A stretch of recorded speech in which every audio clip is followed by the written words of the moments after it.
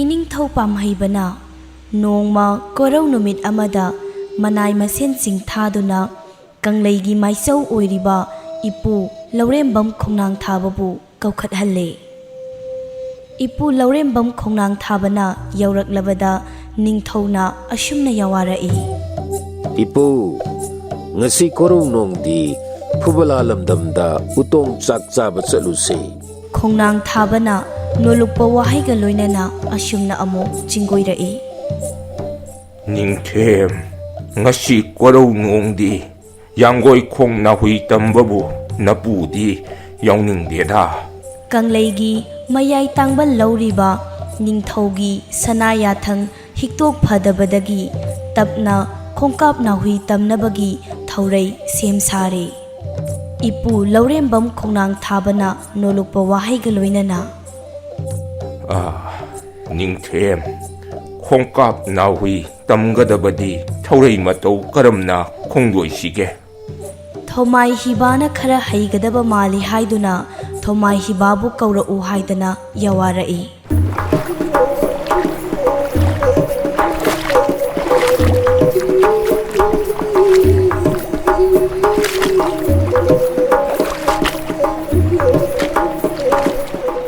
Ashumna hiyang hiril tungduna khongkap na hui tamlakpana iningthau pamhaiba Santidas ipu khongnang thaba amadi thomai hiba makhoi mari loktak khongbal yaurakli. Ashumna loktak yauraklabada ikhang khangaudana hiyang hirel aduna charangbu phoi phoiduna chaba hauraklammi. Hiyang hirel adugi mataudu ubada iningthau pamhaibana ashumna hanglai. Kari matauno masigi hiyang hirel asidi charangbu phoi duna charakliba sibo. Ipu tauriba matau sibu karino.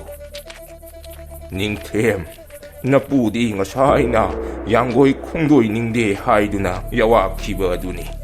Charangbu phoi duna charakpana hiyang hirel adu luphet taurakle. Hi aduna taurakliba thawong adu lephansi haina iningthau pamhaibana Santidasda yawaraklabada Santidasna yawa kaya sonduna thawong adu lepnaba hotnakhi. Adubu hiyang hirel aduna charangbu phoi duna chaba adudi ahoina dum hengalakle. Hirel adu luphet taurambadagi henna luktharakle.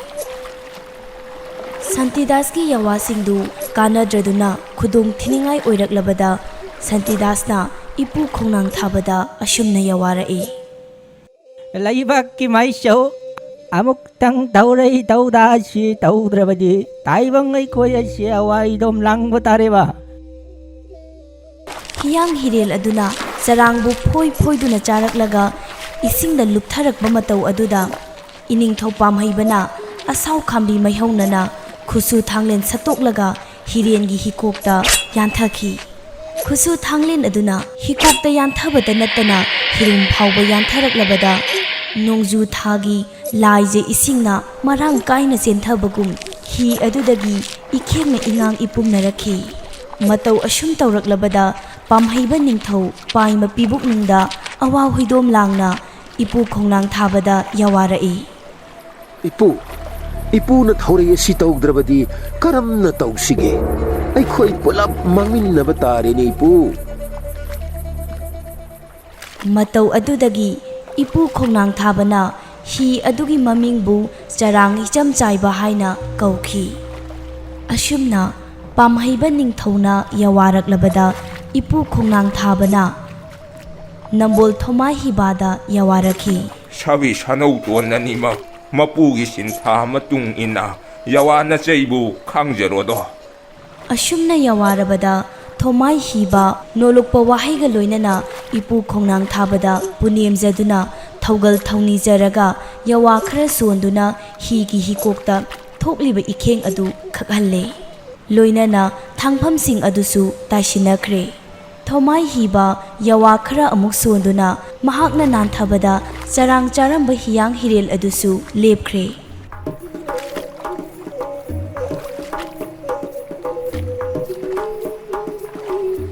Ashumna thomai hibana yawa khara sonbada ꯆꯔꯥꯡꯕꯨ ꯐꯣꯏ ꯐꯣꯏꯗꯨꯅ ꯆꯥꯔꯝꯕ ꯍꯤꯌꯥꯡ ꯍꯤꯔꯦꯜ ꯑꯗꯨ ꯂꯦꯞꯈ꯭ꯔꯗꯨꯅ ꯃꯈꯣꯏ ꯍꯥꯟꯅꯒꯤ ꯃꯇꯧꯒꯨꯝꯅ ꯑꯃꯨꯛ ꯐꯨꯕꯂꯥ ꯂꯝꯗꯝ ꯇꯥꯟꯅ ꯑꯃꯨꯛ ꯆꯠꯈꯤꯔꯝꯃꯤ꯫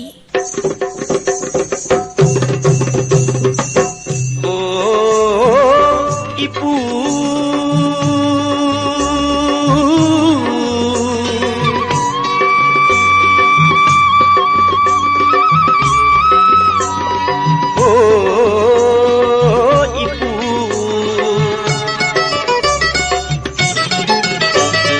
Koloi mingle ningthiba khongnang thaba ꯃꯇꯝ ꯑꯃꯒꯤ ꯋꯥꯔꯤꯅꯤ꯫ ꯂꯝꯗꯝ ꯑꯃꯗ ꯃꯔꯧꯁꯤꯡ ꯌꯥꯝꯅ ꯂꯩꯕ ꯅꯤꯡꯊꯧ ꯑꯃ ꯂꯩꯔꯝꯕꯣꯏꯔꯦ꯫ ꯅꯤꯡꯊꯧ ꯑꯁꯤꯒꯤ ꯂꯩꯕꯥꯛ ꯈꯨꯡꯒꯥꯛ ꯑꯁꯤꯗ ꯄ꯭ꯔꯖꯥ ꯃꯤꯌꯥꯝꯅ ꯌꯥꯝꯅ ꯍꯔꯥꯎꯖꯩ, ꯌꯥꯝꯅ ꯄꯦꯟꯖꯔꯝꯃꯤ꯫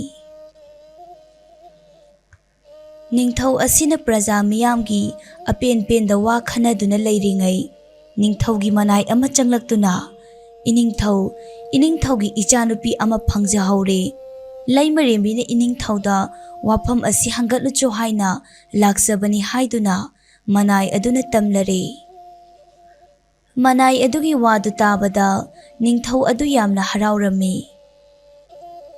ꯅꯨꯡꯉꯥꯏꯕ ꯄꯥꯎ ꯄꯨꯔꯛꯄꯒꯤꯗꯃꯛ ꯃꯅꯥꯏ ꯑꯗꯨꯕꯨ ꯃꯅꯥ ꯃꯊꯨꯝ ꯆꯥꯎꯅ ꯄꯤꯈꯤꯔꯝꯃꯤ꯫ ꯑꯗꯨꯝꯅ ꯅꯤꯡꯊꯧꯒꯤ ꯃꯆꯥꯅꯨꯄꯤ ꯑꯃ ꯐꯪꯖꯔꯦ ꯇꯥꯕꯗꯒꯤ ꯂꯩꯕꯥꯛ ꯃꯤꯌꯥꯝꯗꯨ ꯌꯥꯝꯅ ꯍꯔꯥꯎꯔꯝꯃꯤ꯫ ꯑꯉꯥꯡ ꯅꯨꯄꯤ ꯑꯗꯨꯁꯨ ꯃꯁꯛ ꯌꯥꯝꯅ ꯐꯖꯔꯝꯃꯤ, ꯑꯗꯨꯅ ꯅꯤꯡꯊꯧꯅ ꯄꯨꯝꯅꯃꯛꯇꯒꯤ ꯍꯦꯟꯕꯤꯅꯤ ꯍꯥꯏꯗꯨꯅ ꯃꯆꯥꯅꯨꯄꯤ ꯑꯗꯨꯕꯨ ꯍꯦꯟꯕꯤꯁꯅꯥ ꯍꯥꯏꯅ ꯀꯧꯔꯝꯃꯤ꯫ ꯑꯁꯨꯝꯅ ꯁꯨꯝ ꯍꯦꯟꯕꯤꯁꯅꯥꯁꯨ ꯅꯣꯡꯃ ꯅꯣꯡꯃꯒꯤ ꯃꯄꯨꯡ ꯃꯔꯩ ꯐꯥꯔꯛꯂꯝꯃꯤ꯫ ꯍꯦꯟꯕꯤꯁꯅꯥ ꯑꯁꯤ ꯃꯁꯛ ꯃꯇꯧ ꯌꯥꯝꯅ ꯐꯖꯕꯤ ꯑꯃ ꯑꯣꯏꯔꯝꯃꯤ꯫ ꯃꯇꯝꯅ ꯁꯨꯝ ꯍꯧꯈꯤꯕꯅ ꯍꯦꯟꯕꯤꯁꯅꯥꯒꯤ ꯂꯨꯍꯣꯡꯕ ꯌꯥꯕꯒꯤ ꯆꯍꯤ ꯃꯇꯥꯡꯁꯨ ꯌꯧꯔꯛꯂꯝꯃꯤ꯫ ꯃꯔꯝ ꯑꯁꯤꯅ ꯍꯦꯟꯕꯤꯁꯅꯥꯕꯨ ꯃꯃꯧ ꯑꯣꯏꯖꯒꯦ ꯍꯥꯏꯗꯨꯅ ꯇꯣꯉꯥꯟ ꯇꯣꯉꯥꯟꯕ ꯂꯩꯕꯥꯛꯀꯤ ꯅꯤꯡꯊꯧꯁꯤꯡ ꯂꯥꯛꯂꯝꯃꯤ꯫ ꯑꯗꯨꯕꯨ ꯍꯦꯟꯕꯤꯁꯅꯥꯅ ꯁꯨꯛꯌꯥ ꯌꯥꯗꯦ꯫ ꯅꯣꯡꯃꯗꯤ ꯅꯤꯡꯊꯧ ꯑꯗꯨꯅ ꯃꯥꯒꯤ ꯅꯨꯄꯤ ꯃꯍꯥꯔꯥꯅꯤꯗ ꯃꯆꯥꯅꯨꯄꯤ ꯑꯗꯨ ꯆꯍꯤ ꯐꯅ ꯌꯥꯝꯅ ꯌꯥꯝꯁꯤꯜꯂꯛꯂꯦ, ꯂꯨꯍꯣꯡꯕꯗꯨ ꯌꯥꯅꯕ ꯅꯪꯅ ꯈꯔ ꯑꯃꯨꯛꯇ ꯊꯦꯝꯃꯨ ꯍꯥꯏꯗꯨꯅ ꯍꯥꯏꯔꯝꯃꯤ꯫ ꯑꯗꯨꯝꯅ ꯃꯍꯥꯔꯥꯅꯤ ꯑꯗꯨꯅ ꯍꯦꯟꯕꯤꯁꯅꯥꯗ ꯑꯁꯨꯝꯅ ꯍꯥꯏꯔꯔꯦ, ꯏꯕꯦꯝꯃ, ꯍꯟꯗꯛ ꯅꯪꯒꯤ ꯄꯥꯕꯅ ꯁꯤꯜꯂꯤꯕ ꯅꯤꯡꯊꯧꯒꯤ ꯃꯆꯥꯅꯨꯄꯥ ꯑꯁꯤꯗꯤ ꯌꯥꯝꯅ ꯐꯩ ꯍꯥꯏ, ꯃꯊꯧꯅꯥꯁꯨ ꯌꯥꯝꯅ ꯂꯩ ꯍꯥꯏ, ꯅꯍꯥꯛ ꯂꯨꯍꯣꯡꯕꯁꯤ ꯌꯥꯗꯕ ꯌꯥꯔꯣꯏꯀꯣ ꯍꯥꯏꯗꯨꯅ ꯃꯃꯥ ꯑꯗꯨꯅ ꯃꯆꯥꯅꯨꯄꯤꯗ ꯍꯥꯏꯔꯝꯃꯤ꯫ ꯃꯃꯥꯒꯤ ꯋꯥꯗꯨꯗ ꯍꯦꯟꯕꯤꯁꯅꯥ ꯃꯗꯨꯒꯤ ꯅꯨꯄꯥꯗꯨꯗ ꯂꯨꯍꯣꯡꯒꯗꯕꯒꯤ ꯁꯔꯨꯛ ꯁꯤꯖꯈꯤꯕꯅ ꯍꯦꯟꯅ ꯐꯩ ꯍꯥꯏꯔꯛꯂꯝꯃꯤ꯫ ꯍꯦꯟꯕꯤꯁꯅꯥꯅ ꯂꯨꯍꯣꯡꯕ ꯑꯁꯤ ꯁꯨꯡꯌꯥ ꯌꯥꯔꯛꯇꯕꯁꯤꯗ ꯅꯤꯡꯊꯧ ꯑꯃꯗꯤ ꯃꯍꯥꯔꯥꯅꯤꯗꯨ ꯃꯊꯥ ꯌꯥꯝꯅ ꯁꯥꯔꯝꯃꯤ꯫ ꯅꯣꯡꯃꯗꯤ ꯅꯤꯡꯊꯧꯒꯤ ꯀꯣꯅꯨꯡꯗ ꯃꯅꯥꯏꯁꯤꯡ ꯆꯪꯂꯛꯇꯨꯅ ꯅꯤꯡꯊꯧ ꯀꯣꯅꯨꯡꯗꯒꯤ ꯍꯨꯔꯥꯟꯕ ꯑꯃꯅ ꯁꯅꯥ ꯂꯨꯄꯥ ꯃꯌꯥꯝ ꯑꯃ ꯍꯨꯔꯥꯟꯈ꯭ꯔꯦ, ꯍꯨꯔꯥꯟꯕ ꯃꯤꯁꯛ ꯑꯗꯨꯗꯤ ꯐꯥꯕ ꯉꯝꯍꯧꯗ꯭ꯔꯦ ꯍꯥꯏꯅ ꯄꯥꯎꯗꯝꯂꯔꯦ꯫ ꯃꯗꯨꯗꯒꯤ ꯃꯅꯥꯏꯁꯤꯡ ꯑꯗꯨꯅ ꯍꯨꯔꯥꯟꯕꯅ ꯇꯣꯡꯂꯛꯄ ꯈꯣꯡꯎꯞ ꯅꯥꯝꯃ ꯑꯃ ꯇꯥꯍꯧꯕꯗꯒꯤ ꯈꯨꯟꯗꯨꯅ ꯄꯨꯔꯛꯂꯒ ꯅꯤꯡꯊꯧꯗ ꯎꯠꯂꯝꯃꯤ꯫ ꯅꯤꯡꯊꯧ ꯑꯗꯨꯅ ꯃꯥꯒꯤ ꯃꯅꯥꯏꯁꯤꯡꯗ ꯍꯨꯔꯥꯟꯕ ꯑꯗꯨꯕꯨ ꯍꯤꯡꯅ ꯅꯠꯇ꯭ꯔꯒ ꯁꯤꯅ ꯐꯥꯔꯛꯇꯨꯅ ꯑꯩꯒꯤ ꯈꯨꯠꯇ ꯁꯤꯟꯅꯒꯗꯕꯅꯤ ꯍꯥꯏꯅ ꯌꯥꯊꯪ ꯇꯧꯔꯝꯃꯤ꯫ ꯑꯗꯨꯝꯅ ꯅꯤꯡꯊꯧꯒꯤ ꯌꯥꯊꯪ ꯃꯇꯨꯡ ꯏꯟꯅ ꯍꯨꯔꯥꯟꯕ ꯑꯗꯨ ꯐꯥꯅꯕ ꯅꯤꯡꯊꯧꯒꯤ ꯃꯅꯥꯏꯁꯤꯡꯅ ꯍꯣꯠꯅꯔꯕꯁꯨ ꯍꯨꯔꯥꯟꯕ ꯑꯗꯨꯗꯤ ꯐꯥꯕ ꯁꯨꯛꯉꯝ ꯉꯝꯂꯝꯗꯦ꯫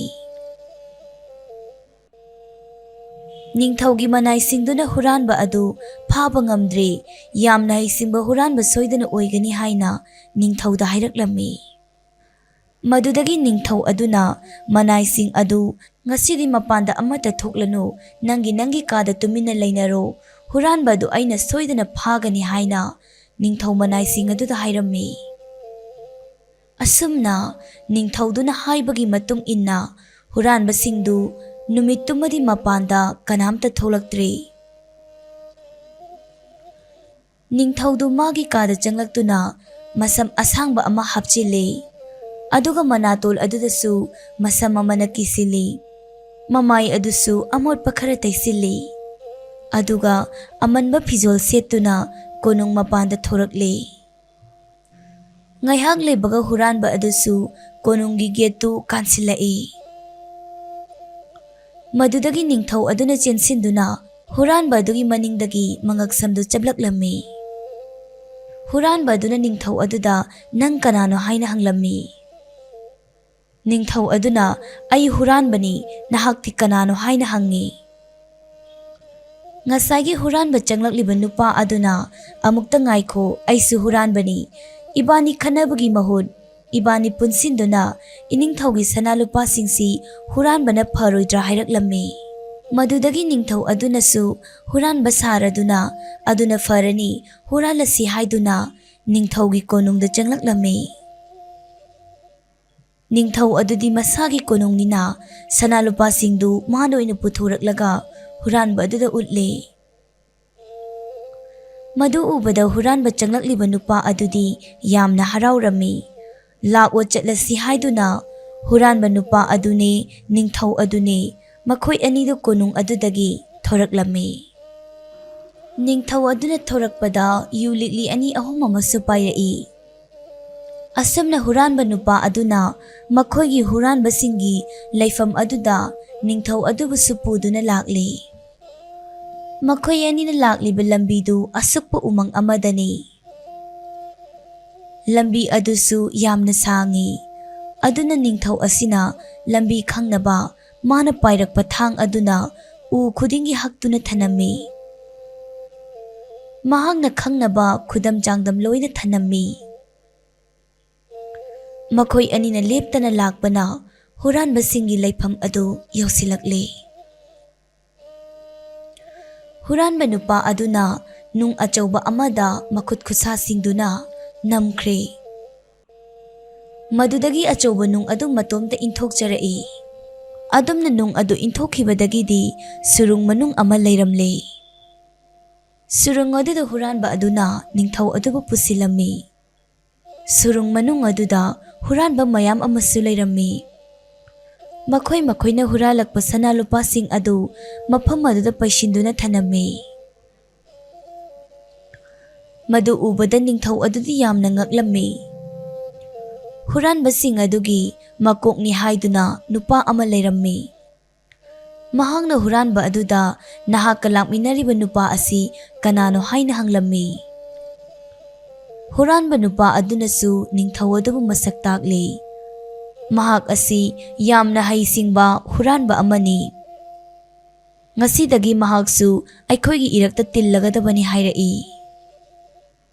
Aduga ngasai ningthau aduna pairakhiba sanalupasingdu utlammi. Tu masigi sana mayam asi mana huralaklibani hairammi. Madu ubada huranbasing adudi yamna haraurammi. Makhoi mayamduna ningthau adubu yamna sathiba huranbani haiduna taramna oknare. Asamna ningthau aduna aina ngasi ahanba changlakpanina mayamgi penaba ahauba yu purai yu asibu thakse hairaklammi. Huranba mayam adusu khangdabanina yamna haraure. Ningthau aduna ngasai purakliba yu adudi phattaba pot yansinba yuni. Mahakna huranbasing aduda yu adubu haiduna mayam ama pithaklammi. Yu singdu thakpadagi huranbasingdu loina wanthakre. Makhoina adumna wanthaduna leiringai ningthau aduna sanalupa kharadi lauthokle. Adubu yambanina loina dingamdre. Tanja aduda huranbasing adugi manai oina leibi ahal oirabi nupi ama thorai. Nupi adunadi ningthau asibu masak khangduna leiramle. Iningthau nahang mafam asi yamna thuna thadoktuna chatkro natrabadi iningthau awafamda tarani haiduna thoklakpagi lambi taklaklammi. Ningthau aduna ngasai mana lambi khangnaba thanamba khudamsing adu yenglaga konungda halaklammi. Ningthau aduna konung yaurakpadadi nongale. Ningthau aduna magi lanmi singbu kausiladuna wari pumba tamlare. Yamna thuna makhoida landaduna makhoibu maithiba pirurasi haiduna ningthau masa yauna magi haisinglaba lanmi mayamga huranbasing aduna leiriba mafam aduda laklammi. Somdasu ngasai yugi mayayna wantharuraba huranbasingdu mikap tholaklammi. Makoyna mikap tholakpada ningthau adu leiramdabaduda ngasaygi anauba changlakpa huranba nupa adu karayda laikhre haina thinaraklammi. Aduga makoygi sanalupa singsu mayeng taduna leirambadu ure. Madudagi makoygi minay oina thamlibi ahal aduda aseng bahaidrabadi hatkani haina kihallaga nupa adu nang masak khangbra mahak karayda chatkre hanglammi. Hanubi adu sukina mahak adu ningthawni haina haidorakle. Wadu tabada huranbasingdu yamna sawninglammi. Huranba makok aduna ningthau oirabanina aikoygi leifam khangkhrabanina mahakna soidana landara ani aduna aikoysu langi sem sarasi haiduna makutta thang amamam paiduna ngairaga laikhre. Adumna ningthaugi lanmi singsu yausilaktuna makoysingdu lan soknare. Ningthaugi haisinglaba lanmi mayamduna huranbasing adubu maithiba pirammi. Huranbasing adusu ningthauda changjarami. Asumna ningthaugi lanmising aduna huranbasing adubu phaduna konungda purakle. Aduga huranba makok adubu miya mamangda mahangna luchingduna konungi sanalupa mayam huralambani haiduna lambida koipupuduna miya mamangda ikaiba pirammi. Huranba sibu phasi tawduna hatkani haiduna lauthuraklammi. Huranba nupa aduna mahak amuk handa tawjararoi mabu amukta ngakpiyo hairaklammi. Adubu ningthau aduna tabidre. Tawriba mawong mayam adu ningthaugi machanupi henbisna shuloina urammi. Henbishanadi huranba adugi matawdu ubada yamna nungairamde. Henbisna na huranba asibu fajana semdok piraga afaba lambida puraki haina khalladuna mahak chenthoraklammi. Aduga mapa ningthauda huranba nupa asigi mathwaidadi kanbiyo haijarare. Adubu mapa ningthaunadi yaramde. Karino ibema mahak asi phatraba huranbani nangna karigi mabu kallo hairibano haina hanglammi. Henbisna na huranba asigi mataw asi ay yengba ngamdre. Miyoyba ama oybagi haunasani huranba asi amuktang hana ngakpiduna yenggadabani mabu afaba lambida puraknaba haigadabani. Maduda yadrabadi mabu chairakpigadabani. Ngakpiba haibasina athoiba miyoysingi magonni haiduna hairaklammi. Adubu mapa ningthau asina machanupigi wado yaramde. Henbisnasu mapana yanaba upay thirai. Mahak luhongba adu yarage huranba nupasiga oina luhonglagi hairaklammi. Mapa ningthaudi machanupigi waduda pungangakre. Henbisnana yamna kanna haijabadagi mapa ningthau adusu yare. Huranba asibu achumba lambida lamjingbirage khankirammi. Adumna huranba nupa adudi henbisnagi fajaba masak pukchel chawba matawduda henbisnabu yamna nungsirammi. Adumna leibak miya mamangda huranba adu amuk hana tawraroi haiduna wasak halle. Asumna henbisna amadi huranba nupa aduga luhongbiraduna yamna nungaina pankhirammi. Matang asida ngasigi wari asi losinjare.